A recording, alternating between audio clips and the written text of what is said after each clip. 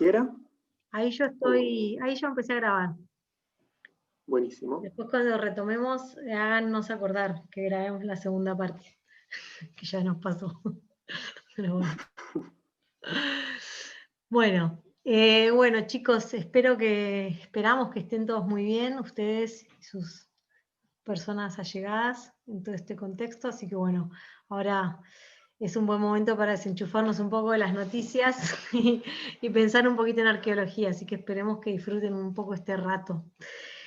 Bueno, con Luis lo que queríamos hacer con esta clase va a ser nuestra última clase presencial virtual. Siempre estamos igual presentes para las clases de consulta, de lo que ustedes necesiten, ya sea para esta materia o para otras cuestiones de la carrera en sí. Estamos abiertos a escucharlos. Y bueno, en particular en esta clase vamos a centralizar y puntualizar en la unidad 9, que es la última que nos queda del programa, en algunos aspectos. Nosotros les pusimos bastante bibliografía para que ustedes tengan de referencia, pero bueno, para no extenderla demasiado y como tiene como algunos aspectos de teoría y algunos casos concretos y puntualizados, vamos a traer aquí un poquito de cada cosa.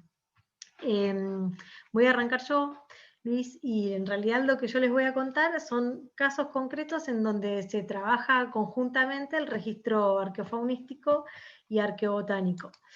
En realidad, bueno, elegí dos casos en particular, y son más bien algo que es interesante que ustedes presten atención, es que estos trabajos tienen mucho que ver con la línea de trabajo con la que yo trabajo, muy diferente a la que les va a hablar Luis después, y presten atención en este sentido, que son trabajos que están más bien con un enfoque procesual, si se quiere, ¿no? Algunos de la arqueología, de la ecología evolutiva y otros bien procesuales. Así que bueno, tengan en cuenta esto para comparar después con lo que vamos a charlar con Luis en la segunda parte de la clase. Así que bueno, en este momento vamos a hablar entonces de dos casos, dos trabajos que hablan y que interrelacionan las dos líneas de evidencia. Y bueno, en parte también es algo que tienen que ustedes ver y analizar para el trabajo práctico final, y es un trabajo práctico que no está pensado solamente en términos de la zooarqueología y la arqueobotánica, sino que ustedes piensen cuando se enfrentan con un texto para que después puedan ustedes elaborar sus propios textos, primero que nada, cuál es la pregunta de investigación que tiene el artículo que están leyendo, y cuál es la pregunta de investigación que van a tener ustedes cuando hagan su investigación propia. Y segundo tema para mí principal y primordial es cuál es la escala de análisis, la escala espacial y la escala temporal. Acotando este universo vamos a poder avanzar sobre la investigación y no divagarnos y malgastar energía, digamos, en un ambiente muy diverso, ¿no? O en una escala muy amplia. O sea, puede ser, perdón, me corrijo, la escala de análisis puede ser muy amplia, pero tiene que estar claro, y las limitaciones de cada eso. Supongo que lo han visto en metodología de la investigación, lo que tiene que ver con resolución e integridad en relación a la escala de análisis, y si no, lo charlamos cuando quieran. Bueno, algunos indicadores que comparten... Sí, perdón. Perdón, Clara, te interrumpo. Yo no estoy viendo la presentación. No sé si los demás la están viendo. ¿O si hay algún problema? A ver. Chicos, ¿la están viendo ustedes? Quizás es un problema mío porque yo estaba tratando de ver quién estaba. Vemos a la profe nada más. No se veía. Perfecto, bueno. Ahí voy a ver. Menos mal que me interrumpiste, porque sí, yo llega por la diapositiva 10, les digo. No, recién empezaba. Era esta la primera. Estaba hablando sobre esta diapositiva, así que no se perdieron nada. Y bueno, gracias, Luis. Ahora sí ven todos la... No, de nada. ¿La ven ahora? Se ve bien. Sí, ahora sí. Buenísimo. Bueno, entonces les estaba comentando, algunos indicadores que se utilizan en conjunto o que se pueden utilizar en conjunto para las dos líneas de evidencia de este taller, de este seminario. Tienen ustedes un artículo en el programa, en la unidad 9, que los menciona y los desarrolla un poquitito. Algunos, entre muchos otros, son la relación de ubicuidad, que lo vieron también con arqueobotánica y también se puede utilizar en zooarqueología, la diversidad taxonómica, las proporciones de cada uno de los taxones y correlaciones entre taxones o entre variables tafonómicas y taxonómicas de zooarqueología y de arqueofauna. Digamos. Estos son algunos indicadores muy sencillos que se pueden comparar y utilizar en conjunto. Lo interesante y lo importante sería que estén estos aspectos que estén involucrados o pensados desde el principio del diseño de la investigación, ¿cierto? Tengo una intrusa en la clase que es mi hija, esperen que la voy a silenciar. Pero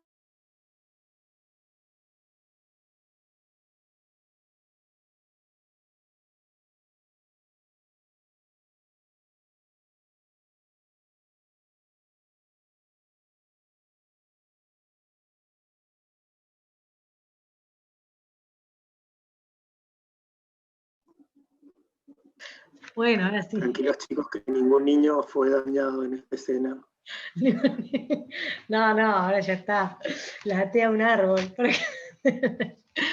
Bueno, cosas que pasan en la casa de uno.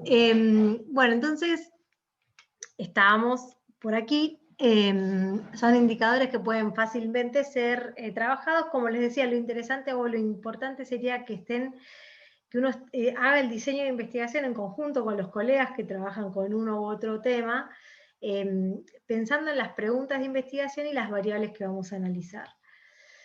Uno de los casos que les traje es un caso propio, pero bueno, es muy sencillo de leer y de llevar adelante en la clase, por eso lo elegí. Y es el sitio particular, en este caso es un sitio, vamos a hacer un análisis de un sitio.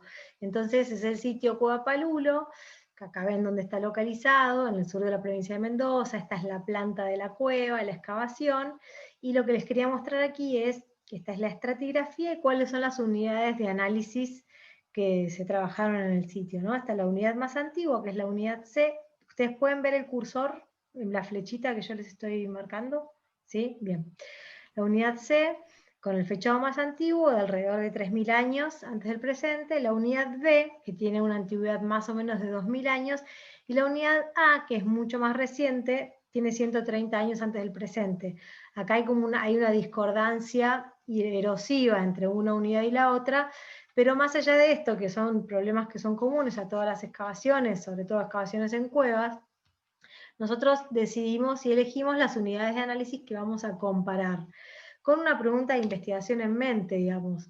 En este caso, la pregunta de investigación es si se observan variaciones en el consumo de animales y de vegetales, tal como propone el modelo de intensificación para el área, que en términos muy sencillos y muy rápido, para no demorarnos en esto, está desde el punto de vista desde un enfoque ecológico evolutivo. Se postula que en el proceso de intensificación en el sur de Mendoza, alrededor de los 2.000 años antes del presente, hay un proceso de intensificación en donde sí o sí las poblaciones de cazadores-recolectores deciden ampliar la dieta e incorporar aquellos recursos faunísticos y arqueobotánicos, recursos alimenticios, de menor retorno. Necesitan ampliar la dieta para poder sortear estas dificultades que ocurrieron a partir de un momento de aumento demográfico. Esto es lo que propone el modelo, y esto es lo que queríamos ver con Karina Llano, si se veía reflejado en el registro arqueológico, digamos, o arqueológico y arqueobotánico, si se veían cambios en el consumo de estas dos líneas de análisis, ¿no? Entonces, bueno, hicimos una determinada cantidad de análisis. Entre ellos, digamos, el más sencillo era para determinar qué variaciones había en la depositación de restos vegetales, faunísticos, líticos y de cerámica también. Y fíjense una cosa que también se menciona en los trabajos que tienen para leer en esta unidad, es las diferencias en la posibilidad de preservación de cada uno de los materiales, y que ya partimos con esta incongruencia, digamos, ¿no? De que tenemos que tratar de sortear y de explicar y de analizar bien meticulosamente por qué no están, ambos tipos de registros están sometidos a procesos diferentes y tienen capacidad de preservación diferente. Por ejemplo, como vamos a ver en el ejemplo, en el trabajo que vamos a hablar en un ratito, los autores muestran cómo En un contexto de termoalteración hay restos vegetales que desaparecen completamente, que no están, y los huesos apenas se encuentran quemados. Entonces, como un tipo de registro se elimina por completo y pareciera que no hubiera, y el otro se ve levemente modificado. Entonces, esto es una cosa que también hay que tener en cuenta. A ver. Bien, en términos tafonómicos, o sea, en este trabajo se propuso analizar los aspectos tafonómicos para determinar qué parte del registro arqueobotánico y arqueológico había sido ingresado por causas naturales o culturales. Entonces se analizaron todas estas líneas de evidencia en cada uno de los especímenes óseos o botánicos, ¿sí? Y en términos de qué variables se utilizaron para medir la intensificación, que era la pregunta que nosotros teníamos en mente, bueno, hay consistencia en las dos líneas de evidencia. En el caso de este trabajo, en la fauna se analizaron algunas variables más, como la intensidad de la fragmentación de los huesos. Pero lo que quería mostrarles con esta diapositiva es que fácilmente ambos registros pueden ser vistos bajo la lupa de los mismos tipos de análisis o test estadísticos, ¿sí? Acá ejemplos que lo pueden ver en el trabajo, no vamos a profundizar demasiado, pero bueno, se presentan las tablas con la familia o con los especímenes, digamos, la determinación taxonómica de la fauna en este caso y de lo botánico en esta otra tabla, y presentados por cada unidad de análisis, ¿no? La unidad más antigua, recuerden, y está la unidad más reciente. Y en este caso acá ya sí, en esta parte, en estas gráficas se representan por unidad de análisis, la unidad más antigua, la unidad C, y la unidad más reciente, la unidad A, qué tipo de recursos consumidos. Ya es una gráfica como más limpia, en la cual nos focalizamos en aquellos aspectos o aquellas evidencias de lo consumido. Que esto también se puede hacer, y es válido siempre y cuando uno lo aclare en un trabajo. Es muy importante, desde mi punto de vista, Luis, decime vos qué opinás en todo caso, que se presenten todos los taxones que están presentes en el sitio, tanto los que ingresaron por causas naturales como por causas culturales, y luego en el análisis conductual que se presenten, digamos, los análisis o el registro de aquello que ha sido inferido como consumido por parte del investigador. Si esto es válido siempre y cuando, digamos, esta gráfica, desde mi punto de vista, es válida siempre y cuando antes se haya mencionado todos los taxones presentes en un conjunto. Y bueno, y por último, acá una gráfica de un ejemplo en donde se observa la diversidad taxonómica. ¿Se acuerdan que lo vimos? Ustedes lo vieron con Luis y conmigo. Los análisis de las variaciones en la diversidad taxonómica. La unidad B, esto no importa, o sea, ustedes después lo pueden ver y lo pueden leer, pero para que vean cómo se pueden comparar las dos líneas de evidencia. En la unidad B, en el caso de la fauna, hay una disminución de la diversidad taxonómica, porque en realidad hay un predominio de guanaco. Y en el caso de los vegetales, hay como desde momentos más antiguos a más recientes, hay como un aumento en la diversidad taxonómica. Bueno, esto es como a veces también las mismas líneas de evidencia no siempre van de la mano y no siempre son correlacionadas, digamos, no indicaron las dos líneas de evidencia un aumento en la diversidad en un momento en el que se esperaba. O sea, cada línea de evidencia respondió de manera diferente. Esto también puede pasar. En el otro caso que quería comentarles o que charláramos un poquito, es el trabajo de Moore y coautores, y es un caso en la parte de Bolivia, el lago Titicaca, en donde se analizan distintos conjuntos de distintos sitios de una misma región, ¿no? En este caso, ellos hacen una comparación sistemática de los elementos óseos y botánicos que encuentran o que buscan o presentan a partir de análisis de muestras de flotación. Y bueno, lo que ellos ven, por ejemplo, que hay coincidencias y correlaciones en los atributos del registro zooarqueológico y el registro arqueobotánico. En algunos casos, ellos encuentran vegetales termoalterados y huesos sin evidencias de termoalteración, pero en un mismo conjunto, de una misma procedencia. Es decir, acá ellos están viendo, como les contaba hace un ratito, cómo la acción del fuego afecta de manera diferente a los dos tipos de líneas de evidencia. Y en algunos casos que ausencia de vegetales y presencia de huesos termoalterados, otro ejemplo más de afectación diferencial de estos dos registros. Y lo que ellos van a ver es las variaciones en el tratamiento térmico en momentos de cocción, ritual y otros. Los objetivos en este caso están vinculados a determinar el tipo de actividades que pueden registrar en un sitio arqueológico. ¿Qué tipo de actividades vemos? De cocción, o sea, digamos, ellos analizan muestras faunísticas y botánicas provenientes de contextos donde hay evidencias de termoalteración, ya sea porque hay cenizas, porque hay carbones, o porque provienen de un fogón directamente, pero quieren ver de qué se trata esa termoalteración. Se trata de un evento de cocción, o de eventos o situaciones de cocción de alimentos, de cocción de cerámica, son quemas para limpieza, son fogones o fuegos para actividades rituales, o son fuegos accidentales. Ellos tienen esa idea, se proponen eso en su trabajo, o sea, cómo la termoalteración diferencial se puede, a partir del análisis de la termoalteración diferencial, se pueden distinguir distintas actividades dentro de un sitio. Y también, por supuesto, analizan las diversas causas de ingreso de las plantas y los animales al sitio. Por ejemplo, es interesante que ellos mencionan que el guano es utilizado como combustible y se observa en el guano de camélidos semillas de quinoa. Entonces, en algunos casos, esta quinoa termoalterada puede haber ingresado al sitio por causas no antrópicas, o sea, sí antrópicas, pero no para consumo humano, sino fueron parte del combustible. O sea, entonces ellos ahí empiezan a distinguir las causas del ingreso de cada una de las semillas que analizan. Entonces, ¿cuál es la metodología que ellos utilizan? Y lo vimos también en clase, distintas formas de abordar el registro, ¿no? Estudios actualísticos, hacen experimentación y hacen observaciones etnoarqueológicas, pero estas observaciones etnoarqueológicas son en un sentido bien procesual, digamos, ¿no? Quieren ver de qué manera, cuáles son las causas, o cuál es el correlato material de las actividades que ellos observan en las comunidades actuales y de distintos tipos de uso de los fuegos, ¿no? Y bueno, y la metodología utilizan las muestras de flotación de los sitios arqueológicos que se podían ver en el mapa. Y mencionan que las muestras que ellos extraen provienen de distintos contextos arqueológicos. Entonces van a ver los contextos sistémicos, o sea, es bien procesual este trabajo, los contextos sistémicos de cocción, ritual, distintos tipos de cocción en un pozo como si fuera curanto,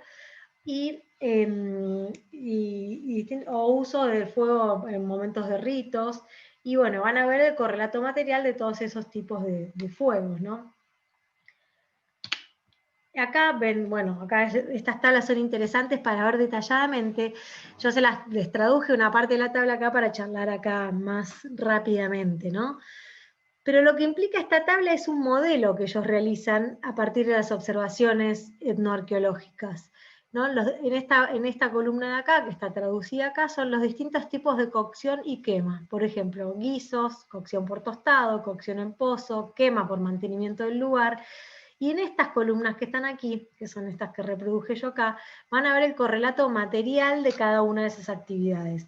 ¿Cuál es la densidad de las plantas, la distorsión de las semillas, la fragmentación de las semillas de acuerdo a los distintos tipos de cocción o de uso del fuego, la meteorización de las dos líneas de evidencia y los efectos en los huesos de los animales, ¿no? Por supuesto. Entonces, uy, ¿se cortó o no? ¿Ustedes pueden ver mi pantalla? Sí, podemos, profe. Sí, creo que te avisa que quedan 10 minutos. Sí, quedan 10 minutitos, ya termino. Entonces, bueno, lo que vemos aquí es este modelo que es interesante, sobre el cual ellos luego van a contrastar el registro arqueológico proveniente de las muestras de flotación. Y una de las cosas que les quería mencionar también, que es importante e interesante, que ellos definen sus variables. Digamos, cada uno de nosotros podemos, más allá de la meteorización, que es como universal y fue propuesta por Beresmeyer y todos lo usamos, los estadios 0 a 5, uno puede generar atributos en función de observaciones actualísticas y mientras las especifique en el trabajo son válidas, digamos, ¿no?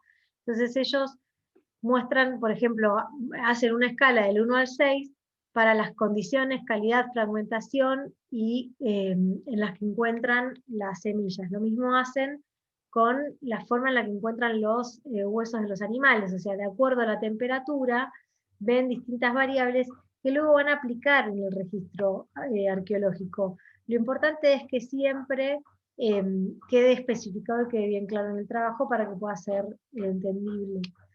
Y bueno, estas son las muestras, un ejemplo de las muestras, estas son cada una de las muestras de flotación que utilizan y los atributos que analizan para cada uno de los materiales. En este caso botánicos, en este caso animales, que lo pueden ver tranquilamente en el trabajo. ¿Qué les quiero decir con esto? Lo más importante para mí que se lleven es que es importante establecer las pautas de análisis desde el comienzo del diseño de la investigación.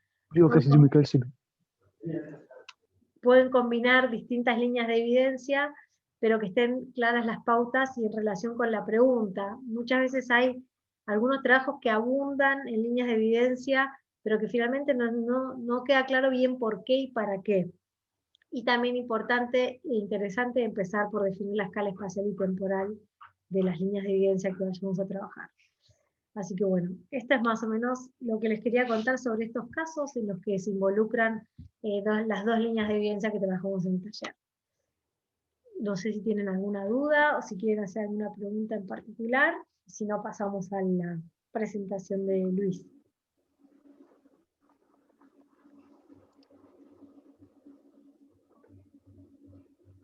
Bueno, para romper el hielo, Clara, me parece que tal vez lo más complejo sea esto que dijiste vos, de pensar en la conservación diferencial de ambas materialidades y en también los diferentes tipos de análisis cuantitativos que se pueden hacer con los animales y con las plantas. O sea, tener en cuenta que siempre lo cuantitativo con las plantas va a estar más limitado o va a tener como un montón más de sesgos que en los animales. Me parece que ese es el desafío más grande al integrar las dos escalas.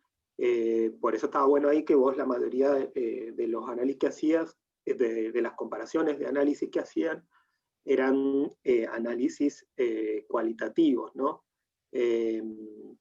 Pero bueno, reflexionaba más que nada sobre eso, sobre cómo es diferente la cuantificación en ambos registros. No sé si me alcanzo a hacer entender, Clara, o chicos, si entendieron. Sí, bueno, los chicos. A ver qué hablen los chicos. Sí, se entiende.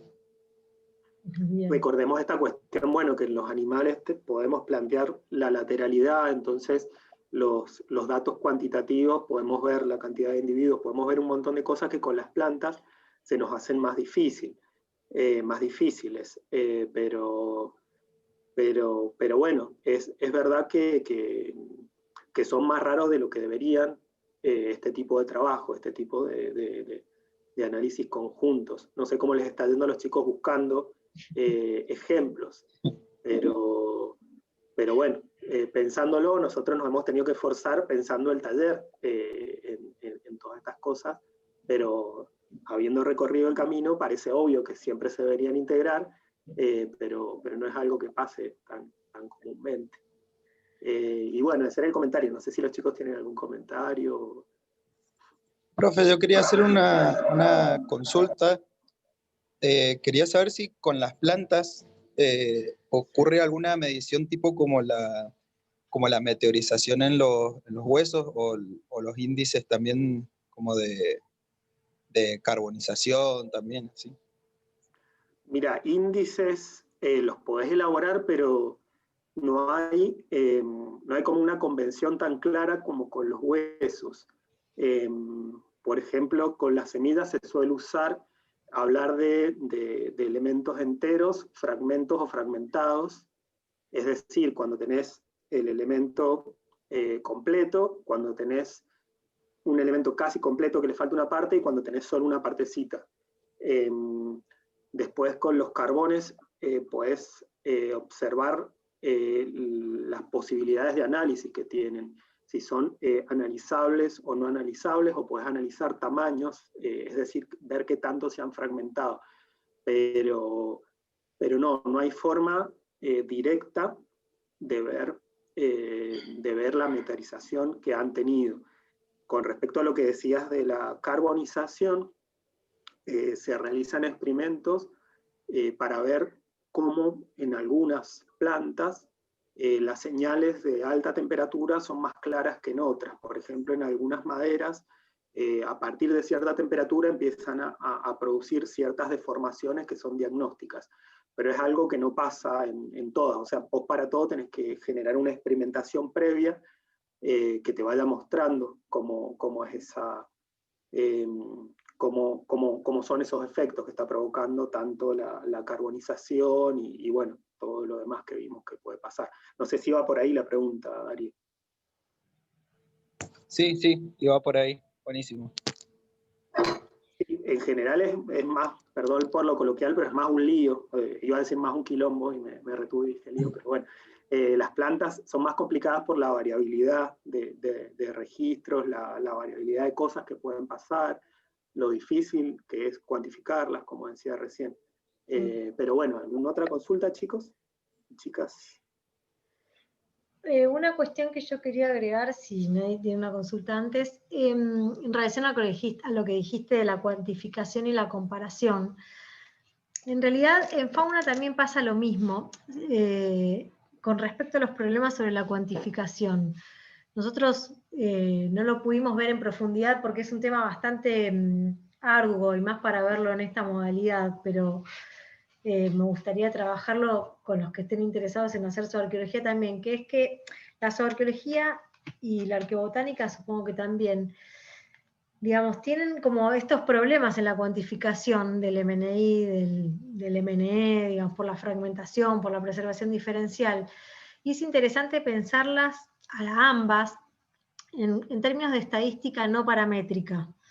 O sea, cuando comparamos las líneas de evidencia donde es tan difícil obtener una muestra grande para hacer una estadística con test paramétricos, donde se requiere que la distribución de la cuantificación sea una curva normal, es algo un poco complicado, pero que en términos a lo que voy es que en última instancia, dice Donald Grayson, que es un gran zooarqueólogo, estamos hablando en escala ordinal, o sea, más allá de las comparaciones estadísticas, lo que importa es qué cosa es mayor que la otra, ¿entienden? Es como una escala de orden. Tengo tantos guanacos, o sea, predominan los guanacos, predomina una diversidad de taxones, pero, o sea, no importa tanto tener como una muestra muy grande, sino entender las limitaciones de la propia muestra. Y lo mismo pasa, me parece, en arqueobotánica. Y una de las cosas, nos queda un minuto y se va a cortar, pero con esto cerramos y nos volvemos a conectar. Una de las cosas es que me parece que en zooarqueología hay mucha más tradición en la Argentina y en el mundo. Hay muchos más años de zooarqueólogos trabajando que arqueobotánicos trabajando, y hacen falta un montón de arqueobotánicos para que se pueda hacer este trabajo en conjunto, digamos. Me parece que es eso, y que bueno, que esta es una buena oportunidad, que ya hay varias carreras, varias arqueologías en el país, con más arqueobotánicos dando clases, que se puede profundizar y aumentar la cantidad de investigadores focalizados en la arqueobotánica, como para